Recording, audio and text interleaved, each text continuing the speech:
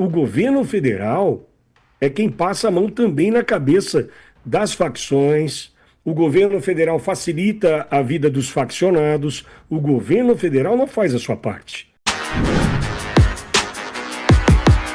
Olavo é do Carvalho, melhor canal de corte do YouTube. Wellington Barros está chegando para trazer a primeira participação, notícia que chega na voz desse querido. Barros, boa semana, seja bem-vindo. Bom trabalho, bom ter você por aqui, Barros. Fala, Pitoli, bom dia, um abraço a você, a todos que nos acompanham, uma excelente semana para todo mundo. Pitoli, ontem nós tivemos o primeiro debate entre os candidatos ao governo dos estados, né? O debate promovido pela TV Band. E o debate de São Paulo, claro, eu acompanhei também alguns outros trechos de debates de outros estados. E o de São Paulo me chamou a atenção, Pitoli, porque é um show de carisma, né? De um lado o Tarcísio, do outro o Haddad. É um debate professoral muito chato, inclusive. Mas teve alguns pontos importantes e eu gostaria de tratar aqui. O principal ponto é uma insistência do Tarcísio, ou melhor, uma insistência do Haddad em relação ao promotor de justiça de São Paulo, Lincoln Gaquia. Ele fez várias menções ao promotor Lincoln Gaquia no sentido de criticar o governo, na atuação do governo na segurança pública.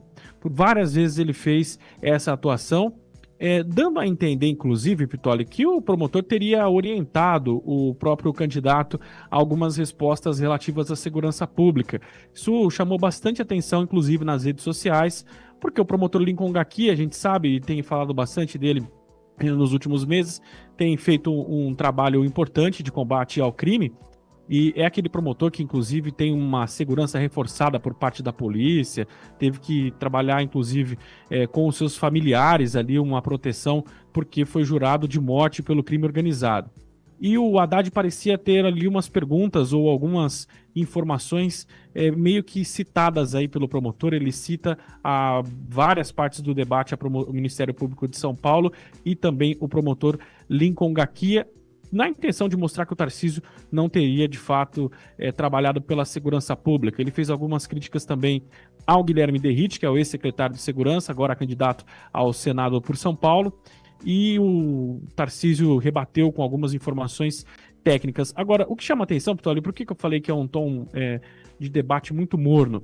É um tom professoral, sabe? Dados, muitas informações que o eleitor e quem está assistindo ali o debate não tem condições de checar. É tudo falado em... Você tem lá... o formato é muito bacana, porque é 20 minutos para cada um, e cada um administra o seu tempo, não é aquela coisa de 30 segundos, e foi muito legal nesse sentido. Mas não dá tempo do eleitor checar e ver se de fato aquele número é real. Então, vamos jogando ali os números, nomes, enfim, e de ambos os lados, tanto a Haddad quanto o Tarcísio. Agora, o que me chamou a atenção, que tô ali, eu vou trazer um trecho desse vídeo para a nossa audiência, é o momento em que o Tarcísio afirma que o Fernando Haddad apareceu ao lado de uma traficante que atuava na favela do Moinho, na região central da capital paulista. A declaração, inclusive, provocou uma reação do Haddad e algumas manifestações ali das torcidas que estavam no estúdio da Band em São Paulo. Apoiadores de Tarcísio riram da declaração dada por ele, quando ele cita ali o Fernando Haddad, que estaria no palco com uma traficante de drogas, foto inclusive que circulou pelas redes sociais. Nós temos um trecho desse vídeo do debate. Bola.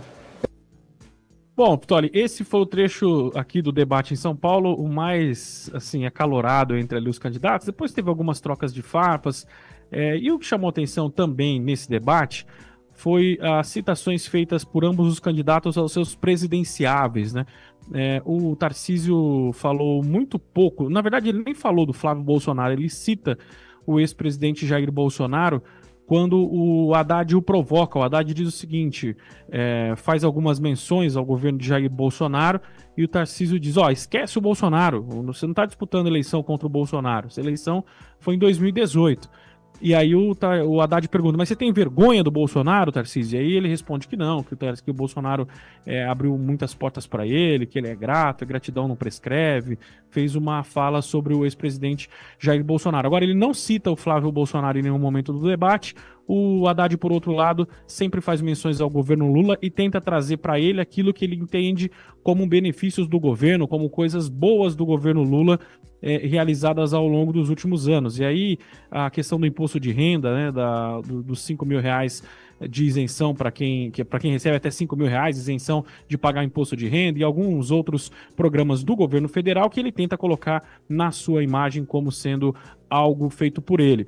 Também uma discussão muito grande sobre números, sobre economia, sobre Estados Unidos também, sobre as tarifas colocadas pelos Estados Unidos a produtos brasileiros, que inclusive tem vários municípios aqui de São Paulo afetados por conta dessas tarifas. Agora, um tom bastante morno, viu, Pitoli, em relação ao debate aqui de São Paulo. Eu sei que teve outros estados em que o debate acabou sendo um pouco mais acalorado, como o estado da Bahia, entre o Jerônimo Rodrigues e o ACM Neto, também no Ceará, o Ciro Gomes e o Eumano Freitas. Agora, aqui em São Paulo, esse tema bastante professoral deixou o debate chato.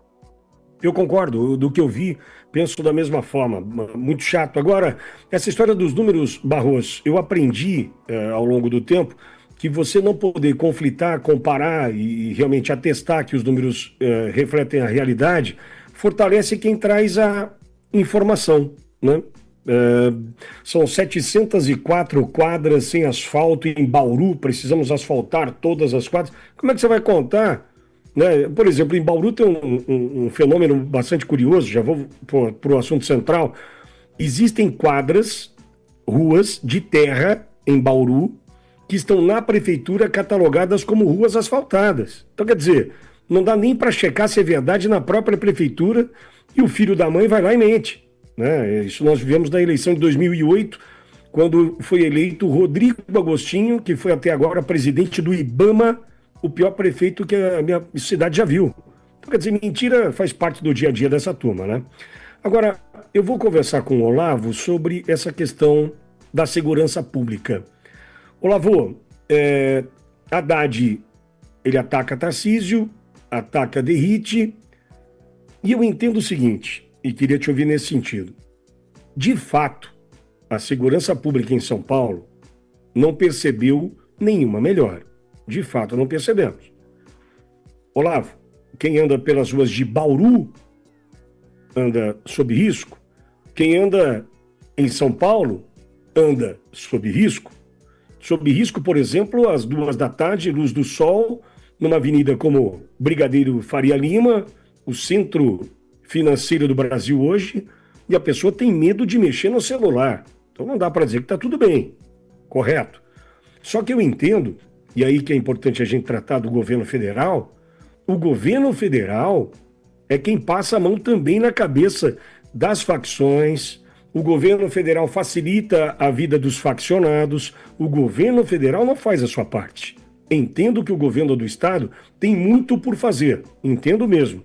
Entretanto, é uma estrutura que ultrapassou as divisas dos estados. Não é simplesmente São Paulo tentar resolver. Nós temos hoje um problema que é do país, é do estado inteiro, é Brasil, é da União, melhor assim. Não é um problema só do Rio de Janeiro, não é um problema só de São Paulo, não é um problema só do Ceará, é um problema Brasil. Por quê? A partir do momento que nós temos uma facção, hoje um grupo terrorista como o PCC, em todos os estados do Brasil, não é um problema só de São Paulo. E ele conta com o apoio e anuência de uma estrutura aparelhada do Estado que vai de investigador, delegado, promotor, juiz, deputado, vereador, prefeito. Está todo mundo envolvido. Tem muita gente nessa estrutura toda que eu citei servindo o crime. Então eu entendo que, embora as coisas não tenham andado por aqui, em São Paulo, precisamos do governo federal para, de fato, atingirmos algum objetivo. Com relação às questões do estado de São Paulo, aí eu faço a minha crítica ao Guilherme Derrite. Por quê, Olavo? Nós sabemos que o Guilherme Derrite, ele, de fato, não avançou. Em especial no reconhecimento do valor dos policiais. E aí ele perde a tropa. Perdeu a tropa, perdeu tudo. Perdeu o vestiário técnico, não ganha jogo. Então ele não tem nem a Polícia Civil ao seu lado, ele não tem a Polícia Militar ao seu lado, ele não tem a polícia penal ao seu lado. Aí eu entendo que foi o gol contra do Tarcísio manter Guilherme Derrite tanto tempo diante do comando da secretaria. Mas se não houver uma união de esforços, Brasil com os estados, o crime organizado em nosso território não será resolvido. Olavo, quero te ouvir. Vamos lá, me permita começar pelo Gaquia, o promotor, um cara técnico, com bastante conhecimento, contudo, já consta em alguns veículos de imprensa que Gaquia é o conselheiro oculto de Haddad. Então, que Gaquia teria realmente articulado algumas perguntas para serem feitas para Tarcísio, para tentar quebrar tecnicamente as pernas de Tarcísio. Tudo bem, você pode ter uma carreira técnica competente, mas se meter do lado errado do muro, né? Eita lá. Mas enfim, segundo ponto, Pitoli, para chegar naquilo que você colocou, o debate em São Paulo sofreu uma nacionalização. Isso foi bem interessante. Haddad quis imprimir um ritmo fora dos muros, fora da realidade paulista. Haddad, na verdade, é um derrotado, nitidamente um derrotado como candidato ao governo do estado de São Paulo. Eu não estou cantando vitória ou cantando derrota, mas ao que se vê, e precisa, como sempre foi, né, um poste de Lula, precisa tentar angariar um espaço para o seu chefe, não é líder, é chefe, para o seu chefe aqui no estado de São Paulo. A questão da segurança pública em São Paulo passa por só mais uma, vai, antes de chegar em São Paulo. Pô, mas quem é o PT para falar em segurança pública? Quem é o Haddad, que é a cara do PT, que foi o poste de Lula para falar em segurança pública? Será que esqueceram que o furto do celular foi só para o ladrão, o furto ou o roubo, foi só para o ladrão comprar uma cervejinha? Mas quem é o PT para falar em segurança pública? Só que tem um ponto. A segurança pública foi pauta em vários debates pelo país ontem, os debates da Band ontem. Em vários estados, a pauta foi segurança pública. Por quê? Nós vivemos um caos na segurança pública. Porque há uma ideologia do governo de esquerda romantizando o crime. Olha, mas é furto... É famélico, porque o tadinho ali estava com fome. Não estava com fome, é ladrão, é bandido. O roubo, o crime é um fenômeno econômico, não é um fenômeno romântico, não é bonitinho. Se você acha bonitinho, eu sei que eu não estou falando isso para o nosso público aqui, os nossos ouvintes, mas quem acha bonitinho, leva o bandido para casa. O PT é o último, a esquerda é a última. Aliás, se a gente usasse o conceito, amigo Pitoli, aquele lugar de fala que é horroroso por sua própria estruturação, o PT, a esquerda, não tem, entre aspas, ok? Lugar de fala para falar de crime, porque é um apaixonado, aliás, todo governo do PT, todo governo de esquerda é marcado por escândalos de furto, de desvio de dinheiro, de fraude. A segurança pública em São Paulo está caótica, está sim. Olavo, mas você não vai fazer uma defesa? Ok. Quem tem coragem de sair às 5 horas da tarde na avenida com o maior fluxo econômico, a maior representatividade econômica do país, que é a Avenida Paulista? Quem consegue ficar na rua com o telefone? Só para você saber, amigo ouvinte, às 17 horas é o horário em que mais acontece furto e roubo de telefone na Avenida Paulista. Agora, se os agentes públicos sabem disso, por que as medidas não são tomadas? Eu explico. Porque ao longo dos anos, o efetivo da Polícia Militar tem sido diminuído, os policiais desvalorizados, porque o policial que faz a interface à frente com o público, E aí não tem policial para atender a ocorrência, estrutura, vem do esvaziamento. O governo de São Paulo tem um mérito, que é a redução dos homicídios. Tem um índice relevante de segurança pública, é homicídio. Tem uma redução de homicídio. Mas, por outro lado, como é que o governo Lula, como é que o Haddad explica o aumento dos feminicídios? Não explica. Não explica porque Lula já disse que se for corintiano pode bater na esposa. Lembram desse discurso? Porque há uma subvalorização do ser humano. Finaliza esse comentário. O governo de esquerda, o governo Lula, o governo PT, Haddad, tem, entre aspas, lugar de fala para falar de segurança pública. Olha, no sentido ainda, falando do promotor, do Lincoln Garcia, que o Olavo traz, o Barros sugere que pode ter havido perguntas, podem ter havido perguntas enviadas pelo próprio promotor como sugestão pro Haddad, né? Perguntá-las, questionar Tarcísio. Penso eu o seguinte, né? Certo não está, só que eu não estou tentando encontrar respostas aqui, estou tentando juntar o Lé com o Cré. O quanto esse homem foi ouvido e o que fizeram para tentar, de fato, via governo do Estado, resolver os problemas. É uma dúvida só. Vamos para o crime organizado no Brasil, ninguém tem a solução, mas nós temos um caminho. Nós temos um país que decidiu tomar algumas decisões para a recuperação do território, que é El Salvador. Vitória não compara, não dá para comparar El Salvador com 7 milhões de habitantes e o Brasil com 210 milhões de habitantes. Eu concordo, mas nós precisamos entender o modelo para replicá-lo escalando. Onde eu quero chegar? A Patrícia Bullrich, que concorreu à presidência da Argentina com Javier Milei, ela sai derrotada e convidada por Javier Milei para assumir o Ministério da Segurança Pública da Argentina.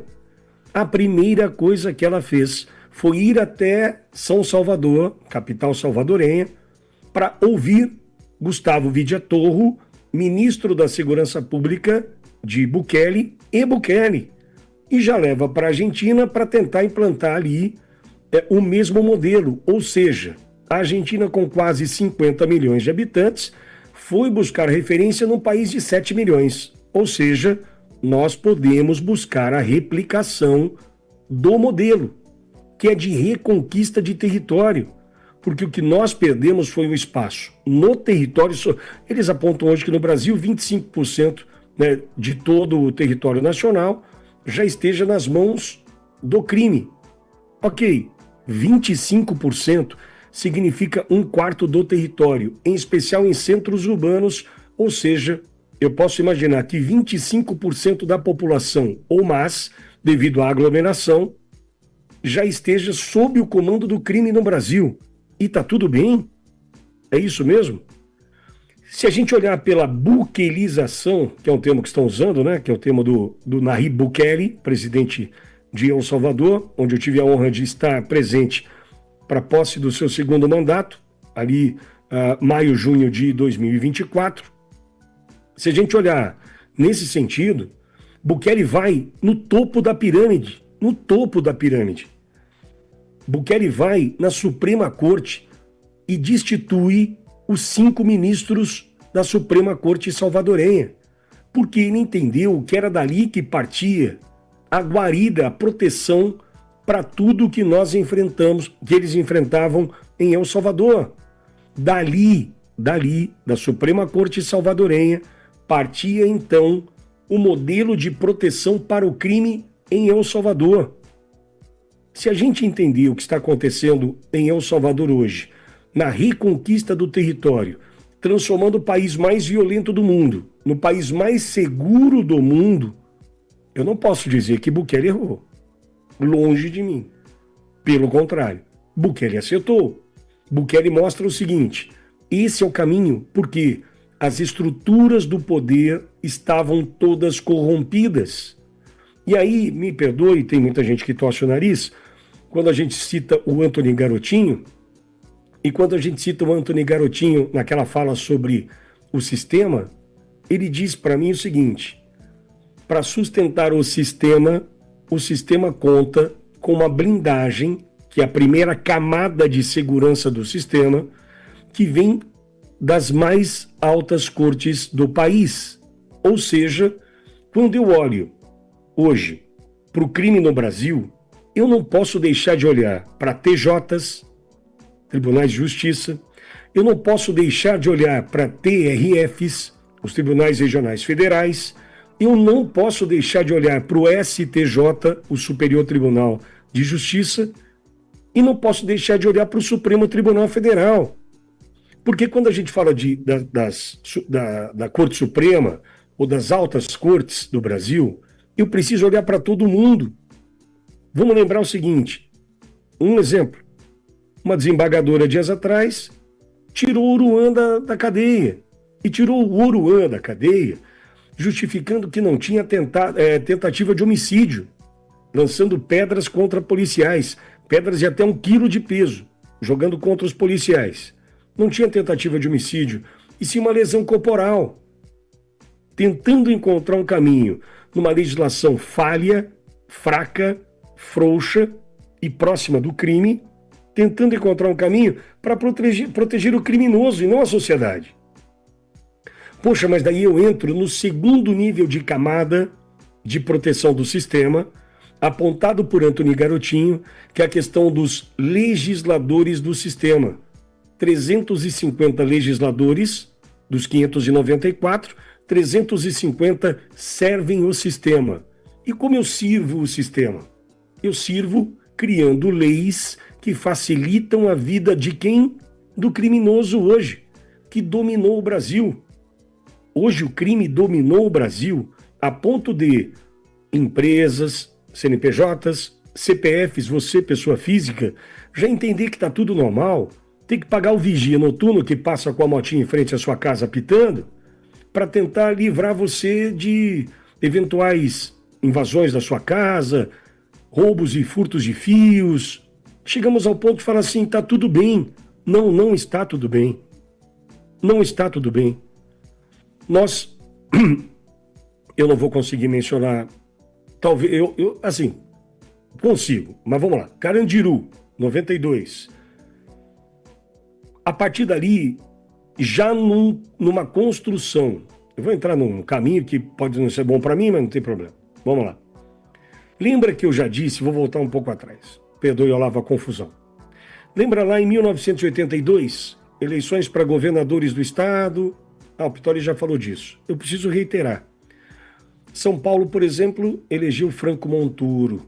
O Rio de Janeiro elegeu Leonel Brizola.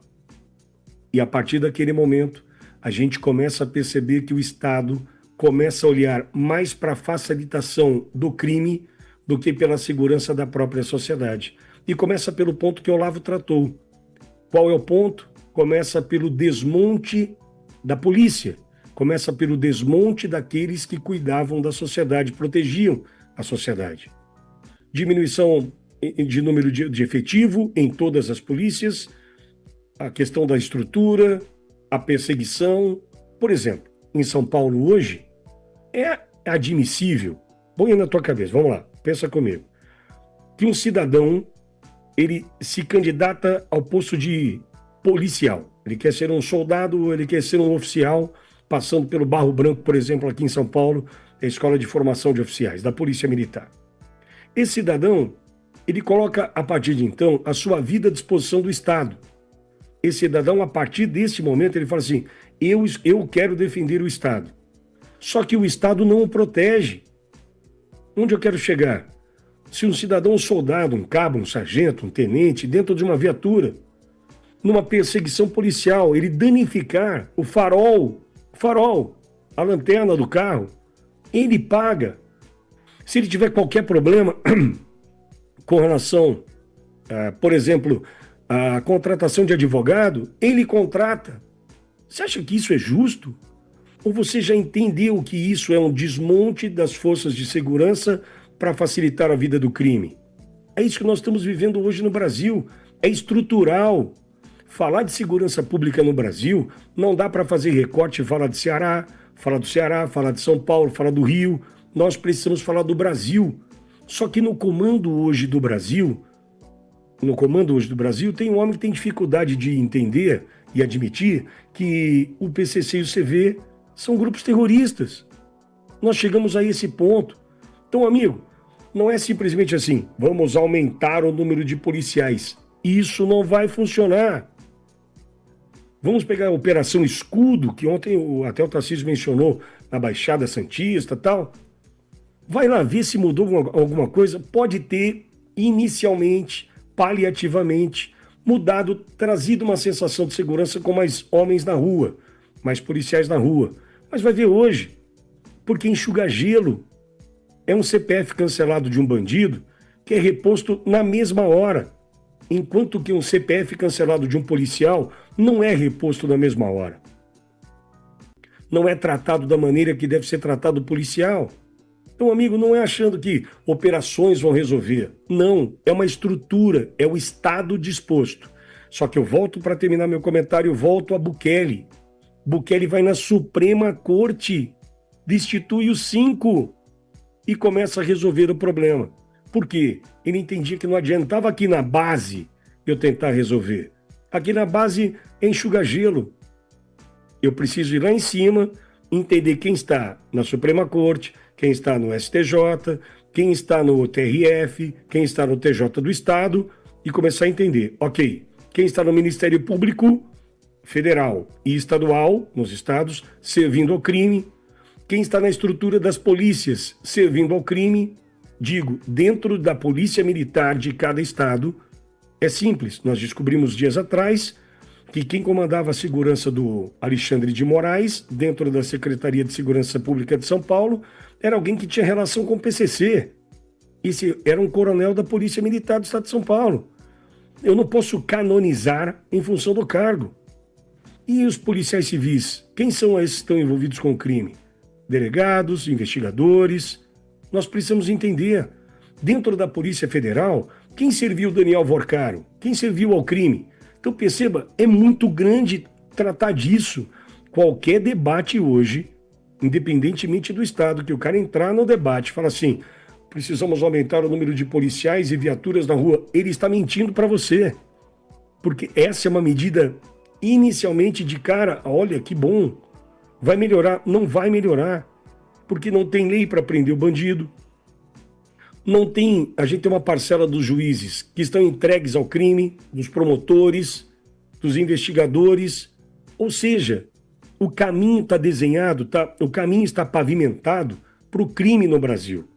Ou a gente muda toda a estrutura e partindo dos homens e das leis, ou não adianta. Não adianta o Lincoln aqui apoiar o Haddad querer atacar o Tarcísio dizer que fez alguma coisa. Precisamos de um Brasil contra o crime. Senão não vai rolar, esquece. Não vai achando que vai resolver. E outra, não cai em promessa mirabolante. Vamos construir um postinho da polícia no seu bairro. Se ali tiver um corrupto, se ali tiver um policial que vai entregar, o que vai adiantar? Então, amigo, tem muito por fazer. É uma discussão que é muito mais ampla do que simplesmente falar em polícia, falar em aumento de efetivo, porque nós precisamos ir na Suprema Corte, ir no STJ, ir no TRF, ir no TJ, ir no Ministério Público Federal, no estadual, nas polícias e começar a passar limpo. Se não, amigo. Bom, vamos lá. Olavo, quer complementar? Perdão, Pitoli, só um ponto relevante e enfatizo o seu comentário sobre Bukele. A mudança que Bukele fez na Suprema Corte aconteceu dentro de uma sistemática legal. O Pitoli já deixou batizado, foi dentro da lei. Aquela saída daqueles ministros aconteceu dentro de uma legalidade. Mas o que acontece hoje no Brasil? O sistema está todo vinculado à criminalidade. Mas estamos aqui garantindo a cidadania. Mas enquanto você garante a cidadania, você garante direito de bandido, por outro lado, você está tirando direitos e garantias da população de bem. E o sistema judicial brasileiro está repleto de jurisprudências, e a grande maioria nascida nas cortes superiores, STF e STJ, que enfraquece a estrutura policial. Então, a mudança ela precisa acontecer no âmbito de segurança pública de maneira estrutural. Vamos lá.